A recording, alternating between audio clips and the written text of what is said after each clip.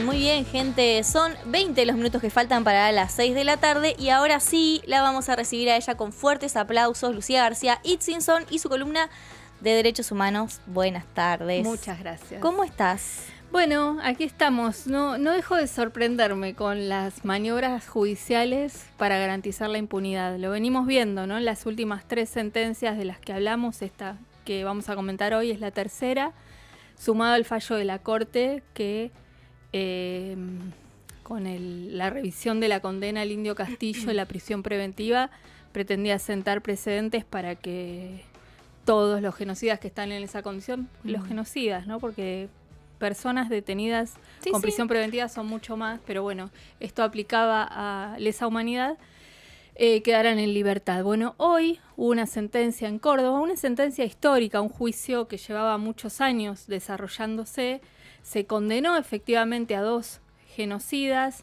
Ellos son Osvaldo Quiroga y Gustavo Salgado. Quiroga fue condenado a prisión perpetua y era militar. El ex policía Gustavo Salgado a 10 años de prisión por crímenes de lesa humanidad cometidos allí en la unidad penitenciaria número 1 del barrio San Martín, en Córdoba. Un juicio que demoró muchísimos años, 15 años desde que comenzó la instrucción hasta el día de hoy en que se conoció la sentencia. Pero resulta que esa condena no se va a hacer efectiva inmediatamente porque el tribunal la condicionó a que sea firme. Sentencia firme. Exacto, como ya conversamos acá en los otros casos anteriores, una sentencia para la justicia de nuestro país es firme cuando se agotan las instancias de apelación, esto es, la Cámara de Casación y luego la Corte Suprema de Justicia, que precisamente nunca se pronuncia sobre las causas de lesa humanidad. Entonces es el cuento de la buena pipa, ¿no? O sea, sí te condeno, pero en realidad no, pero en realidad yo mismo tengo que validar. Y que la sentencia no haya quedado firme implica que no hayan sido detenidos las personas que efectivamente están en libertad, que fueron condenadas, digamos. Exacto, esperando a que esa condena se haga firme. Este es el 19º juicio por crímenes de lesa humanidad que se sustancia en Córdoba. Y lo que se juzga son 31 asesinatos de presos y presas políticas cometidos entre abril y octubre del 76, ¿no? Detenidos que estaban allí en la unidad penitenciaria número 1 y que fueron torturados en el centro clandestino D2, que era la dirección de inteligencia allí en Córdoba. Así que bueno, este es el escenario que están configurando los supremos, mientras paralelamente... Que es otra forma de garantizar la impunidad. Exacto. Quizás no quedando tan pegados, no exponiéndose tanto, en el sentido de sí condenando, ¿no? No quedar tan expuestos como los otros jueces que directamente absolvieron las causas que repasábamos. Claro, vieron que pero eso igualmente fue un escándalo, encontrándole la vuelta para igualmente garantizar la impunidad más allá de la condena. Exactamente. Esa parece ser la estrategia. Y bueno, y esto que decimos, ¿no? Cómo estas sentencias, la justicia siempre es expresiva de algún mensaje que quiere transmitir a la sociedad, ¿no? Entonces, evidentemente, bueno, hoy el Poder Judicial está pretendiendo la impunidad para los crímenes de la dictadura en sintonía con un Estado que es cada vez más represivo, que cada vez descuida más los derechos humanos, ¿no? Que se corre de las responsabilidades internacionales que asumió cuando se reformó la Constitución del 94, se asumieron los pactos como texto constitucional y bueno, y en diferentes acciones que fue tomando el Estado argentino, porque hay que pensar que el Estado trasciende los gobiernos, ¿no? Claro. Y que bueno, son gestos políticos que los estamos interpretando, ¿no? Con claridad. Sí, efectivamente, esta Corte, este Poder Judicial, en lo que tiene de jerárquico, por supuesto que hay jueces y fiscales comprometidos que trabajan, siguen investigando, que avanzan en las causas de lesa humanidad, pero como poder estatal está tomando posición y es la de indultar a los genocidas de manera encubierta, pero casi explícita, ¿no? Y es quizás la primera vez que pasa de forma tan obscena algo así desde que empezaron los juicios de lesa humanidad. Porque durante el gobierno de Mauricio Macri también hubo algunos intentos. El 2x1, ¿no? El 2x1, que más fue una claro. movilización, año 2018, una movilización súper masiva. Pero bueno, me parece que ahora, como ahora, nunca antes. No, además, el hecho de que en 3 sentencias se repitan decisiones de las mismas características, con la misma arbitrariedad, porque digo, la prueba está sustanciada, los testimonios están. No es diferente lo que pasó en estas causas de lo que pasó en otras causas donde hubo condenas efectivas, inmediatas, ¿no? Claro. Que es además una de las consignas del Movimiento de Derechos Humanos, cárcel común, perpetua y efectiva para todos los genocidas, que les corresponde, por supuesto, ¿no? Y bueno, y en este caso, sorprendida yo de las artimañas que van desarrollando para, en definitiva, liberar a los genocidas, Sí, ¿no? Que es lo que Milei de alguna manera vino a hacer en este terreno, y bueno, que Villarruel lo expresa con total claridad. Fue fue tomado con sorpresa por familiares, por... Sí, porque todavía no está tan claro, salvo para quienes hacemos un seguimiento más sistemático, en mi caso como periodista, ¿no? De estas agendas, posiblemente no esté tan claro para todo el mundo que esto está siendo una tendencia, ¿no? Claro. Y que es una decisión más global. Entonces sí, por supuesto, hay una compañera de Córdoba nos escribía y decía, no sé si estar triste o enojarme, ¿no? Claro. Porque todo lo que se pone en juego son procesos larguísimos, donde hay muchísima expectativa de los sobrevivientes, de los familiares respecto de la poca reparación, porque realmente tampoco es que después la justicia de tantos repara años, claro, todo el daño que generó el secuestro, la tortura, la desaparición, el asesinato, el ocultamiento, ¿no? La impunidad posterior. Entonces, realmente es revictimizante, es perverso, ¿no? Es perversa esta respuesta judicial. Yo traje un fragmentito para que veamos de uno de los abogados querellantes y uno de los testimoniantes del juicio, porque también me parece importante tomar dimensión de qué son los hechos, hablando, ¿no? que se juzgan en estos procesos, para que, lo veamos en boca de los protagonistas. Entró Celsianín un día y les dijo, señores, todos ustedes están condenados a muerte, no sueñen de que su muerte va a ser rápida, van a sufrir y nosotros nos vamos a encargar de que sufran lo máximo posible y lo vamos a ir matando de a uno, eso ténganlo en claro desde hoy. Empiezan con el tema de los traslados. Estos traslados son sistemáticos y son empiezan en abril y terminan en octubre. Son 10 hechos. Con amenazas previas, diciéndoles, bueno, si siguen haciendo tal cosa, los compañeros de ustedes los vamos a liquidar. Entonces era un acto como de venganza, ¿viste? De poner en orden las cuentas que llevaban ellos. Es decir, nos matan uno, matamos 3. Bueno, de esa forma se planteaba y permanentemente eran amenazados en la cárcel y les decían vos sos el próximo. Entonces muchas veces los trasladaban y los volvían a la cárcel. Y en el traslado, el tipo que era trasladado decía, hoy me toca. Y de golpe por ahí volvía. Y bueno, el caso de mi padre lo trasladaron antes y en el segundo traslado es cuando lo fusilan.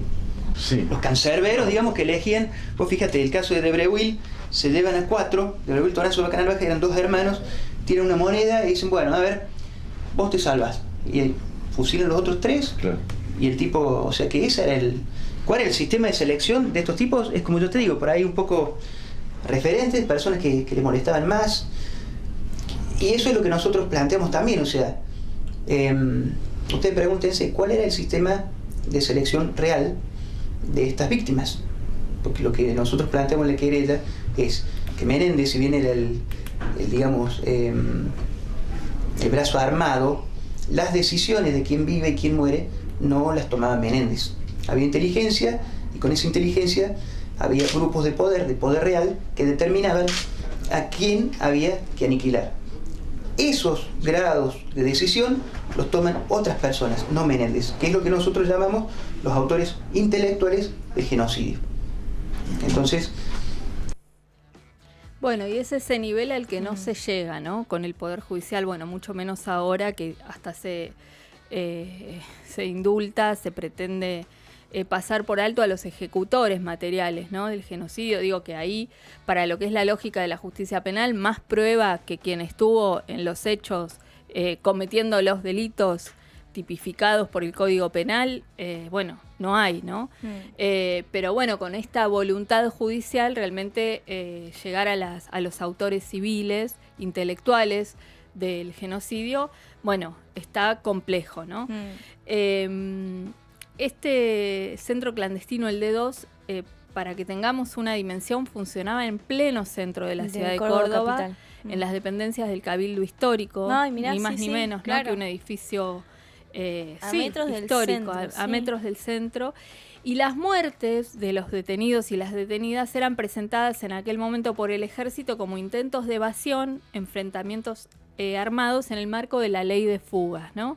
Esto, bueno, es también un poco lo que vimos que se escenifica en la masacre de Trelew, donde Claro. acusan a los detenidos de haber intentado fugarse, y eso justifica la masacre en los términos en que ellos lo plantean. Esto decíamos, 15 años esperando esta sentencia. Hay un antecedente, Quiroga y Salgado habían sido absueltos en 2010 en un juicio en el que fueron condenados Videla y Menéndez, pero la Corte Suprema y la Cámara de Apelaciones ordenaron reabrir la causa a la Corte Cordobesa por irregularidades detectadas. Esta era la oportunidad entonces de que se hiciera justicia con estos actores principales, ¿no?, de la tortura y la masacre y el asesinato en Córdoba. Bueno, esta es la decisión judicial. Sí los condenamos, pero no los condenamos tanto, y en realidad vamos a esperar que la Corte Suprema de Justicia de la Nación, que no sabemos cuándo se va a pronunciar porque no se pronuncia sobre estas causas, diga que estas sentencias son firmes. Mientras tanto, la misma Corte, que no se pronuncia o que se pronuncia para revisar la prisión preventiva de el Indio Castillo, hoy dio la noticia de que Julio De Vido, un dirigente político de la democracia, que fue absuelto en la causa vinculada al tema de los trenes, ¿no?, al accidente o al siniestro ocurrido allí en la estación de Once, habiendo prescripto la causa, otra de las causas en las que estaba acusado, y siendo él mayor de 70 años, la orden es que va a tener que cumplir prisión efectiva, ¿no? Entonces digo, bueno, se nota mucho, chicos. Se nota mucho. Se nota mucho que el Poder Judicial está asumiendo un rol político siempre, ¿no? Pero de defensa y de posicionamiento alineado con el bloque histórico del poder en la Argentina, que bueno, Que por hoy supuesto, gobierna. Que hoy gobierna y que gobernó durante la dictadura genocida, ¿no? Que son estos civiles precisamente a los que no hemos logrado juzgar, Claro. pero bueno, que siguen operando y digitando las decisiones del Poder Sí, Judicial sí. en nuestro país. Básicamente porque también suelen ser quienes tienen el poder económico en la Exacto. República Argentina. Exacto.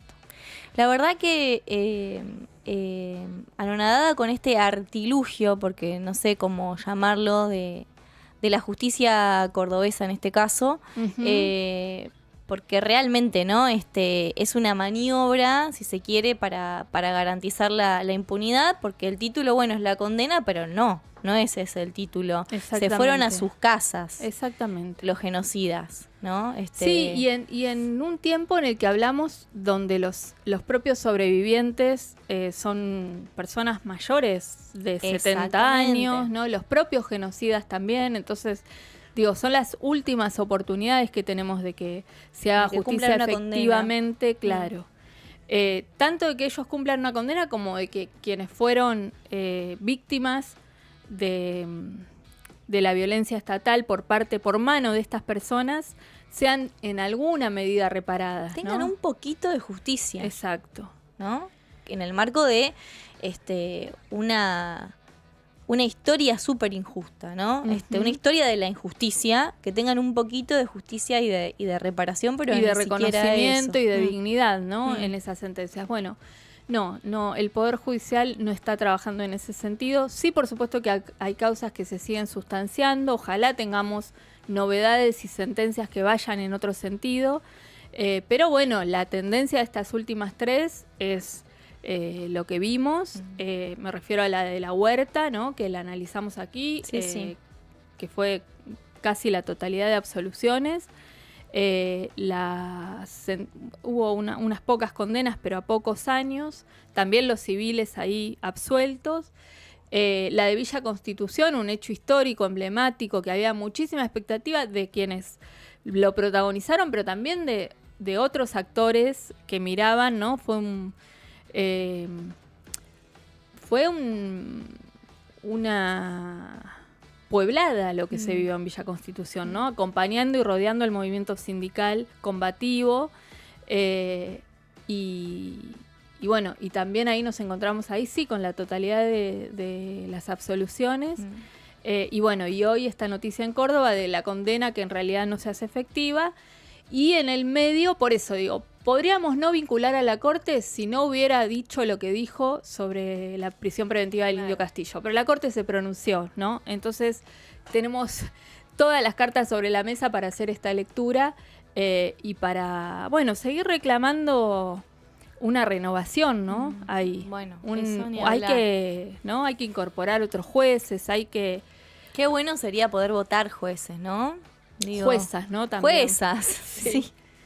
La verdad que sí, es uno de los poderes del el Estado, modelo es mexicano, increíble, ¿no? Pues claro, el modelo mexicano que se eligen democráticamente, ¿no? Como elegimos los otros poderes del Estado, ¿por qué no el judicial? O sea, no tiene ningún sentido que no ocurra de esa manera. Es el más monárquico de los poderes, ¿no? En muchos aspectos, y también está en su condensado forma. hoy la Corte en 3 tipos. 3 señores. 3 grandes, señores. Bastante grandes, ¿no? 2 de ellos Es electos insólito. en condiciones muy cuestionables, por decreto que después se legitimó en el Congreso, pero bueno. Ese origen nadie lo limpia. Que además vienen de trayectorias, ¿no? De ser abogados de empresas, de las grandes empresas de nuestro país. Y que ya hay un antecedente, por eso el 2x1 es importante, porque son estos mismos jueces los que hacen el intento, ¿no? En la causa Muña de que se contabilicen 2 años por 1 también para los genocidas condenados. Son crímenes de lesa humanidad, lo vamos a volver a decir, son imprescriptibles, tienen otro carácter y los responsables tienen que pagar. Porque corresponde, porque así lo dice la ley, la Constitución, los tratados internacionales, y porque nos lo merecemos en esta democracia, ¿no? Y porque también habla de qué país queremos construir. Por supuesto. Y es reparatorio y además, bueno, le hace bien a una democracia que viene muy, muy golpeada, ¿no? Lamentablemente.